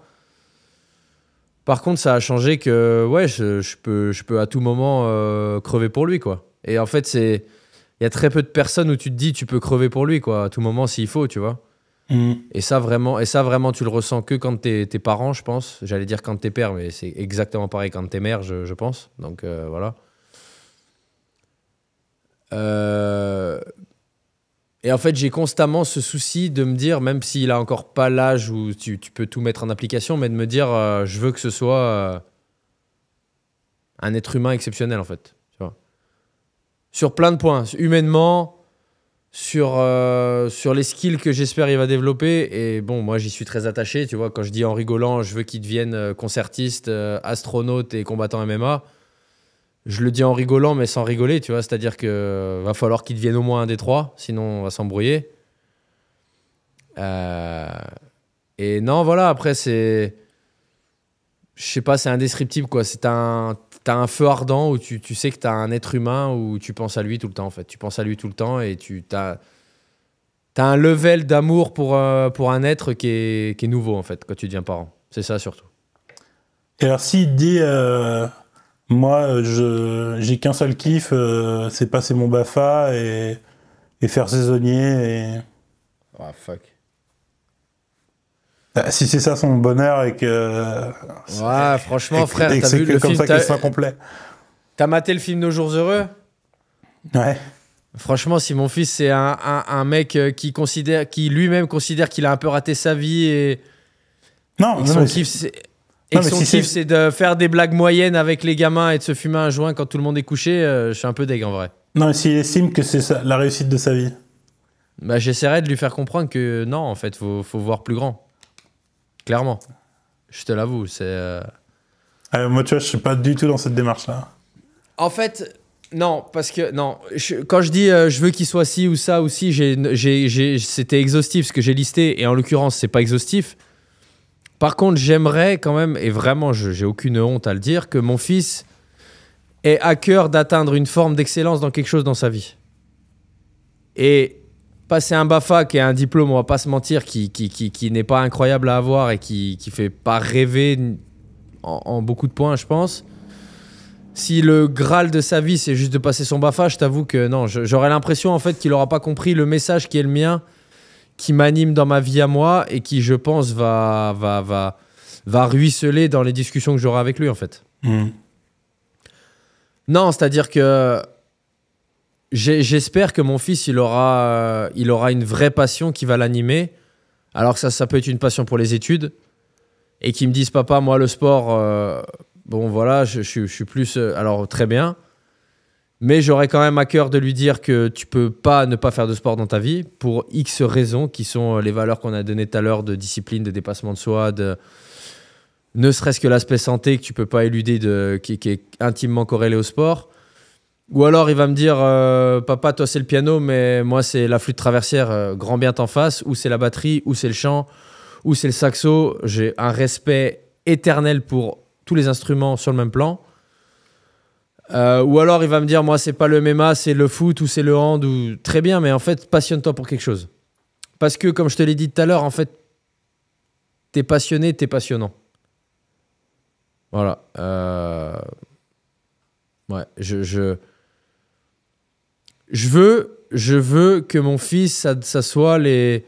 C'est beaucoup populaire ça aux États-Unis, tu vois, la culture du 1%, tu vois, du high value man, tu vois. Moi, je suis dans cette quête permanente. J'en parlais avec une cliente il y a quelques années, sur les derniers temps où je coachais. Et en fait, je lui disais que moi, j'avais à cœur d'être ce genre de gars que... Je disais ça en rigolant, mais que si t'es une meuf et que tu me ramènes un dimanche midi chez tes parents... qu'à la fin du déjeuner, quand tu te barres et que la meuf va débriefer avec ses parents de qui est le mec qu'elle a ramené, j'ai envie que les parents ils se disent « Waouh, t'as ramené ce gars là en fait. C'est waouh, t'as pas ramené le clochard du coin. » Alors... Parce que ta discussion, parce que ton parcours, parce que tu vois, parce que tu te tiens correctement, parce que t'as les bonnes manières, parce que t'as les bonnes valeurs. Tu vois, j'ai envie d'être ce genre de gars, tu vois. Alors, moi, je suis assez d'accord avec ça, sur le principe d'être la meilleure version possible de toi-même et tout ça. Par contre, tu vois, ce qui est sûr, c'est que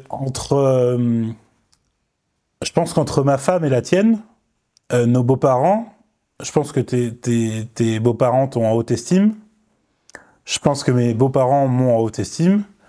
Le fait est que si tu inverses la situation, je pense que potentiellement le dîner n'est pas du tout le même, parce que si tu veux, c'est pas les mêmes centres de valeur. Moi, tu vois, par exemple, on va prendre un exemple à la con, le physique. Tu vois, prendre soin de sa santé. Et moi, si la belle famille ou la personne en face, elle met ça en valeur primordiale, bon, bah, gars, je suis zéro, je suis la ramasse, j'ai pas fait de sport depuis 97. Mes parents, ni les parents de Pauline n'ont mis en... Alors après, avec le temps, mais Dieu sait que ça a été plus avec mes parents une source de conflit, ma quête d'un physique X ou Y. Et non, et juste pour reparler des parents de Pauline au départ, la première fois qu'ils m'ont vu, mon gars, j'avais une beubare catastrophique, un sweat à capuche, j'étais accoudé sur ma Clio, toute pétée, ma Clio 2 à l'époque. J'ai pas du tout fait bonne impression, en l'occurrence. C'est la période cheveux blonds, pas? C'était avant. Ouais, c'était avant. C'était avant, mais voilà. Et non, et à l'inverse de dire les parents de Pauline, si c'était toi, son compagnon, ça matcherait pas, je suis pas d'accord. Non, parce que, et en l'occurrence, je parle pas dans mes métriques, c'est pas du tout le physique, tu vois. Alors après. Non, mais c'était un exemple à la con, mais si tu veux, ce que je veux dire, mais le physique atteste quand même que tu prends soin de toi et que du coup, t'es quand même courageux de faire du sport, quel qu'il soit, que t'es quand même pas le mec qui va bouffer des pizzas tous les soirs, vautrer sur ton canapé. En fait, c'est un peu cette image-là que ça renvoie quand même, tu vois, quand physiquement tu présentes bien. Non, mais ce que je veux te dire, c'est que par exemple, quelqu'un qui a beaucoup de réparties, qui fait des bonnes blagues, qui prend beaucoup de place, potentiellement, il y a des familles qui vont l'aduler en disant « Oh, bah, qu'est-ce qu'il parle bien, il a une belle répartie, beaucoup de rhétorique, etc. » Et d'autres qui vont dire « Putain, il casse la tête, il prend toute la place, il sait pas se tenir, etc. » Tu vois, ce que je veux dire, c'est que... Donc, en fait, les 1%, tu vois, c'est dans un paradigme qui est pour certaines personnes, mais en vrai... Regarde, je suis pas d'accord et je vais te prouver pourquoi là, t'as tort. C'est que pour moi, le top 1% sur Terre, où lui et ses congénères, c'est Thomas Pesquet. Et c'est pas un mec qui parle fort. C'est un mec, je pense, qui vient d'un milieu modeste, pour le coup, très de gauche, prof, éducation nationale. Mais c'est un mec qui, de par son parcours, fait que, admettons, tu sais le gars que tu ramènes, c'est ah ouais, en fait, ton mec, il est astronaute. Ah ouais, en fait, ton mec, il parle 6 langues. C'est ah ouais, ton mec, il a un doctorat. C'est ah ouais, ton mec, il s'entraîne quand même parce qu'il doit rester fit pour aller dans la station spatiale. C'est en ce sens-là, tu vois. Mais c'est pas un mec qui va être show-off physiquement, qui a des bras qui dégueulent du polo ou qui va parler fort parce que je pense que c'est en l'occurrence, lui, un mec qui est introverti. Tu vois ce que je veux dire? Mais ça reste le putain de top, même pas 1%, mais en dessous encore, tu vois. Ouais, mais ce que je veux dire, c'est que même Thomas Pesquet, bon, j'imagine que c'est quelqu'un de formidable, mais potentiellement, Thomas Pesquet, il va arriver dans une famille et ils vont dire, putain, il est chiant comme la pluie, il a parlé que de lui tout du long, il a pas écouté nos... Enfin, tu vois, j'en sais rien, mais... Non, parce que plus t'accomplis de choses dans ta vie, moins t'as besoin d'être show-off en vrai, je pense, déjà pour commencer. Ah, ça, c'est sûr. Et en fait, c'est qu'après, ton CV parle pour toi. T'as pas besoin de faire croire ou de prétendre que t'es ce que t'es pas, tu vois. Bien sûr. Et le fait est qu'un mec comme ça ou d'autres mecs accomplissent des choses incroyables dans leur vie, ils le font pas pour être ce top 1%. Mais les circonstances font que t'en viens à être ce genre de gars, tu vois. Et moi, en tout cas, c'est ces gars-là qui me font kiffer. Si j'étais le père d'une meuf qui me ramène un mec, ce que j'attends, c'est pas qu'elle me ramène à un bodybuilder ou à un mec qui a un squat plus lourd que le mien. Ça, faudrait vraiment être le plus gros des abrutis pour, tu vois. Après, qu'elle me ramène un mec qui exècre le sport et qui fait rien et qui pèse 130 kilos, bon, je kifferais pas de ouf. Je t'avoue, je kifferais pas de ouf, sincèrement, tu vois. Parce que l'influence néfaste qu'il aurait sur le lifestyle de ma fille et pour ces choses-là. Par contre, de savoir que c'est un mec qui excelle dans un ou plusieurs domaines, en vrai, ça force le respect, je trouve. Ça force, tu vois, c'est... je sais pas, ta fille, elle te ramène un Sofiane Pamar. Bon, c'est pas un mec qui va à la salle, c'est pas... Mais c'est un mec qui, sur un domaine, il touche l'excellence. Et ça force le respect, ça, c'est intriguant, ça, c'est vertueux. Parce qu'encore une fois, ça découle d'une éthique de travail supérieure à la moyenne, ça découle d'un mec qui s'est dévoué corps et âme à peaufiner son art, encore une fois, quel qu'il soit. Et voilà, et pour en revenir à la question qui était... Ouais, mon fils, j'espère que lui transmettre ça, cette culture du 1%. J'espère lui transmettre cette culture de... qui est mon gars, voilà, le monde il est grand, le monde il est vaste, il faut parler plusieurs langues, il faut physiquement être opérationnel parce que tu sais pas de quoi demain sera fait, parce que peut-être qu'il y a un moment dans ta vie où Tu vois, il y a David Goggins, je sais pas si tu vois qui c'est, je pense pas parce que t'es pas dans ce milieu-là, mais c'est un ancien gros obèse qui a été, j'ai le terme anglais, qui a été malmené toute son enfance parce qu'il était gros, parce que c'était un loser, parce qu'il ratait tout, patati patata. Il s'est challengé pour devenir un Navy SEAL, il a excellé dans les Navy SEAL et maintenant il est un des plus gros talk motivators sur les réseaux. C'est le mec qui court, et j'amplifie pas, qui court 150 km dans le désert en Arizona avec le sang qui dégueule de ses baskets tellement il a des plaies ouvertes, mais qui continue de courir et machin, qui n'abandonnera jamais, qui préfère crever dans le désert qu'abandonner, etc., etc. Et lui, c'est parce qu'il a une quote, c'est une citation, c'est « Who will carry the boat ?» Ça veut dire « Qui va porter le bateau ?» Tu vois, ça veut dire en fait qui va être le dernier homme sur qui tu vas pouvoir compter. Et ça me fait penser, et c'est une digression mais qui est liée, j'avais posté une photo dans mon feed sur Insta il y a 6 mois, c'était une inondation, je sais pas où, dans un pays asiatique, je crois, et t'avais, ou peut-être même pas asiatique d'ailleurs, et t'avais un militaire, tu vois, un Navy SEAL, tu vois, un mec qui portait le bébé qui venait de secourir, qui portait toutes les affaires qui portait aussi, non, qui tenait la main du bébé, qui portait la femme, et t'avais le supposé père de famille de cette famille-là devant, qui portait un sac plastique avec, je sais pas moi, tu vois, une brosse à dents quoi devant, tu vois. Et la citation, le post que j'avais juste repris d'un mec qui l'avait partagé, c'est « T'as plutôt envie d'être le mec qui porte le bébé et qui aide la femme que d'être le daron devant qui a en gros un tonus de loukoum qui porte juste le sac plastique. » Et moi, en tout cas, sur ce genre de photo, j'ai envie d'être le gars qui secourt la famille. J'ai pas envie d'être le père gêné devant parce que le militaire derrière, il est en train de sauver la vie et de ma femme et de mon fils. Ah mais frère, le gars devant, c'est ton prof de piano. Hein? Le gars devant, c'est ton prof de piano. Eh ben alors, si le gars devant, c'est un concertiste, c'est Lang Lang, qui fait des concerts de piano dans le monde entier, je le pardonne. Voilà. Si le mec devant, c'est Pierre de la Conta, qui est un mec frustré dans sa vie parce qu'il aura jamais fait quelque chose de cool et qui s'en veut, bah c'est triste. Et j'ai pas envie d'être ce mec-là, je l'avoue, tu vois. Et j'ai pas envie que mon fils soit ce gars-là. Voilà. Ah, je comprends. C'est bien. Voilà. On a fini dans les questions ? Il y en a une dernière, c'est qu'est-ce qu'il faut pour faire... Attends. Et donc on en a une dernière, comment faire pour faire un podcast avec toi ? C'est marrant que tu le dises parce que... Non, je pense que le mec il parle d'être invité. C'est marrant que tu le dises parce que j'ai un peu toutes les semaines des mecs qui candidatent dans mes DM, tu vois. Ah ouais ? Alors il y a des mecs qui candidatent au nom d'un de leurs proches dont ils aimeraient que je parle. Le dernier que j'ai en date, c'était un mec ancien force spéciale belge, je crois, qui est maintenant instructeur, qui a fait des trucs de ouf, genre au Brésil ou je sais plus quoi, tu vois. Et tout à l'heure, je crois, j'ai reçu un DM d'un mec qui m'a dit qu'il aimait bien ce que je faisais. Et que c'est un mec qui a traversé je sais plus quelle mer à la nage, je crois, voilà, qui m'a dit, en gros, ce serait... Mais les mecs qui candidatent, j'aime pas la démarche, en fait. J'aime pas la démarche. Je leur prête pas des mauvaises intentions, hein. C'est sûrement des mecs qui ont fait des choses intéressantes, en l'occurrence, parce que sinon, je pense qu'ils se prétendraient pas...